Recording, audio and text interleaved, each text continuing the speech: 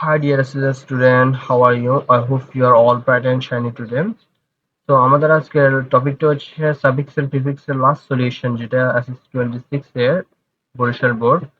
তো সবগুলো ভিডিও আমি ধারাবাহিকভাবে আপলোড দিয়েছি। So I hope you all watch all this videos and understood. So please stay connected with me to get more videos, to get more updates. So let's jump into our question. Vocabulary is very important in learning a language properly. যে একটি language শেখার জন্য, ভাষা শেখার জন্য শব্দ ঠিক খুবই গুরুত্বপূর্ণ। তো টু রিচ ইউর vocabulary, তোমার vocabulary-কে সমৃদ্ধ করার জন্য, তাহলে এখানে কি আছে টু, এবং আমরা জানি কি টু এর পরে সবসময় কি ভার্বের বেস ফর্ম বসে। তাহলে এই রিচ ওয়ার্ডটা হচ্ছে একটা অ্যাডজেক্টিভ এবং এটার ভার্বটা কি হবে এনরিচ, সমৃদ্ধ করা। রিচ এর ভার্ব কি হবে এনরিচ, রিচ এর ভার্ব কি হবে এনরিচ। জাস্ট আমরা ফার্স্ট ইয়ান অ্যাড করে দিলে হয়ে যাবে। তাহলে টু এনরিচ ইউর vocabulary, তোমার vocabulary-কে সমৃদ্ধ করার জন্য you have to read books, তোমাকে বই পড়তে হবে, এন্ড লার্ন নিউ ওয়ার্ডস, নতুন কি ওয়ার্ড শিখতে হবে, বাই নোয়িং দেয়ার মিনিং, তাদের অর্থ জানার মাধ্যমে। অ্যাকুরেট, যথাযথ, অ্যাকুরেট মানে কি যথাযথ। তাহলে আমাদেরকে নতুন অর্থ শিখতে হবে কিভাবে, যথাযথ না যথাযথ ভাবে। এই বাই নোয়িং দেয়ার মিনিংস, এই ওয়ার্ডটা কি করবে অ্যাকুরেট ভার্বটা মডিফাই করে এটা কি হবে অ্যাডভার্ব হবে। তাহলে by knowing their meanings accurately, accurate মানে কি যথাযথ, এই ওয়ার্ডটা কি করতে হবে অ্যাডভার্ব করতে হবে। তাহলে by knowing their meanings accurately, যথাযথ ভাবে তাদের কি অর্থ জানতে হবে। তো you may use a dictionary, তুমি একটি ডিকশনারি ইউজ করতে পারো to know the know words, যে তোমার কোনো একটা শব্দ জানার জন্য তুমি কি কি ইউজ করতে পারো, একটা ডিকশনারি ইউজ করতে পারো। তো আমরা যদি এখানে দেখি ওয়ার্ডস একটা নাউন, এবং নাউনের আগে যে ওয়ার্ডটা হবে সেটা কি হবে অ্যাডজেক্টিভ হবে। তাহলে নো এর অ্যাডজেক্টিভ কি হবে known, K N O W N, known. এখানে যদি আমরা নোনটা দিই তাহলে এই ওয়ার্ডের মিনিংটা না যথাযথ স্পেসিফিক মানে সুন্দর হয় না, বা এটার মিনিংটা হয় না গ্রামাটিক্যালি কারেক্ট, বাট মিনিংটা এটা টোটালি হয় না। যদি তুমি যদি এখানে দেখো যে you you may use a dictionary, তুমি একটা ডিকশনারি ইউজ করতে পারো টু নো জানার জন্য দ্য নোন ওয়ার্ডস, যে ওয়ার্ডটা জানো তুমি কি সেই ওয়ার্ডটার জন্য ডিকশনারি ইউজ করবে। তাহলে এটা কি হয় যে ওয়ার্ডটা তুমি অলরেডি জানো, এটার জন্য তো তুমি ডিকশনারি ইউজ করবে না। তুমি যে ওয়ার্ডটা তোমার কাছে আননোন, অপরিচিত, সেটার জন্য যে তুমি ডিকশনারি ইউজ করবে। তাহলে এই নো ভার্বটাকে আমরা কি করবো প্রথমে অ্যাডজেক্টিভ করতে হবে এবং এটার পরে একটা কি বিপরীত করতে হবে। তাহলে এটার বিপরীত কি হবে আননোন। তাহলে টু নো দ্য আননোন ওয়ার্ডস, অপরিচিত শব্দ জানার জন্য তুমি কি একটা ডিকশনারি ইউজ করতে পারো।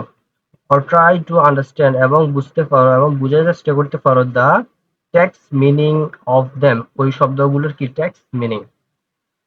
এখানে যদি দেখো মিনিং অর্থটা একটা নাউন, যেটা অর্থ কি মিনিং, অর্থই অর্থ। তাহলে মিনিং এটা একটা নাউন, মিনিং এর আগে যে ওয়ার্ডটা হবে সেই ওয়ার্ডটা কি হবে অ্যাডজেক্টিভ হবে। তাহলে তুমি যদি এখানে দেখো টেক্সটের অ্যাডজেক্টিভ কি হবে টেক্সচুয়াল হয়, টি ই x G U A L, textual. এখন যদি টেক্সচুয়াল দিই এটার মিনিংটাও না প্রপারলি হয় না। টেক্সচুয়াল মানে কি বইয়ের অর্থ, পাঠ্য বই সম্পর্কিত ওয়ার্ড। আর হচ্ছে এটাকে যদি আমি সামনে একটা ওয়ার্ড ইউজ করি কন্টেক্সচুয়াল ওয়ার্ড দিই, তাহলে এটা অর্থ হচ্ছে কি ভাবে ভিতরের অর্থ। একটা ওয়ার্ডে তুমি যে অর্থটা জানো এটা ওয়ার্ডটা নাও হইতে পারে, এটার একটা মেটাফোর, একটা রূপক অর্থ থাকতে পারে। তো এটাকে তোমার কি কন্টেক্সচুয়াল মিনিংটা কি জানতে হবে, বোঝার চেষ্টা করতে হবে। অর ট্রাই টু আন্ডারস্ট্যান্ড, বুঝতে হবে দা কন্টেক্সচুয়াল মিনিং অফ দেম, ওই শব্দগুলোর কন্টেক্সচুয়াল। একটা হচ্ছে কি টেক্সচুয়াল মিনিং মানে কি যেটা তুমি জানো একদম নর্মাল যে ওয়ার্ড গুলা। কন্টেক্সচুয়াল মিনিং হচ্ছে এটা মেটাফোর, যে একটা অর্থ থাকে প্রত্যেক শব্দরে, এটার ভিতর অর্থটা এটা কি বুঝাইছে, এই কন্টেক্সচুয়াল মিনিং কি তোমাদেরকে জানতে হবে। তাহলে এই ওয়ার্ড টেক্সচুয়াল, এটা থেকে কি হবে কন্টেক্সচুয়াল ওয়ার্ড।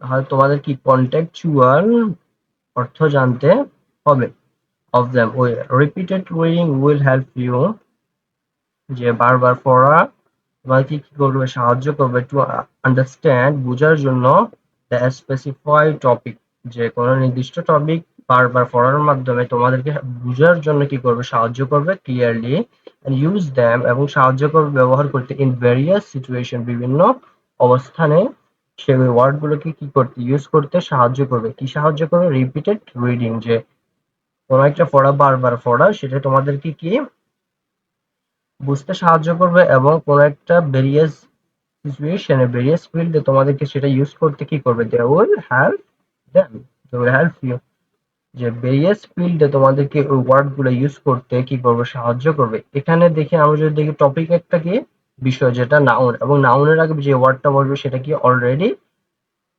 নাউনের আগে যে ওয়ার্ডটা বসবে এটা সবসময় অলওয়েজ কি হবে, অ্যাডজেক্টিভ হবে। স্পেসিফাই এটা একটা হচ্ছে ভার্ব, কোনো একটা শব্দের শেষে যদি এফ ওয়াই থাকে সে ওয়ার্ডটা কি হবে, ভার্ব হবে।